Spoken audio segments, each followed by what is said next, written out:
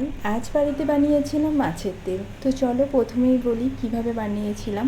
প্রথমেই মাছের তেলটাকে ভালোভাবে সুন্দরভাবে ধুয়ে উপর থেকে নুন, হলুদ, কাশ্মীরি লঙ্কা আর অল্প পরিমাণ সর্ষের তেল দিয়ে ম্যারিনেট করে রেখে দিয়েছিলাম।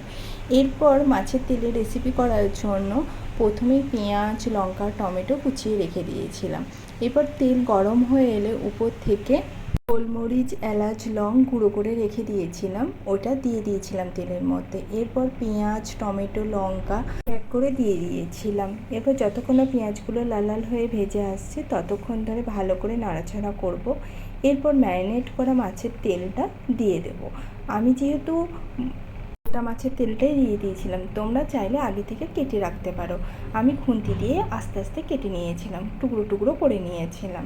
এরপর ভালো করে মিক্সড হয়ে এলে উপর থেকে মাছের মশলা এবং অল্প পরিমাণ সর্ষের তেল দিয়ে ভালো করে নাড়াচাড়া করতে হবে।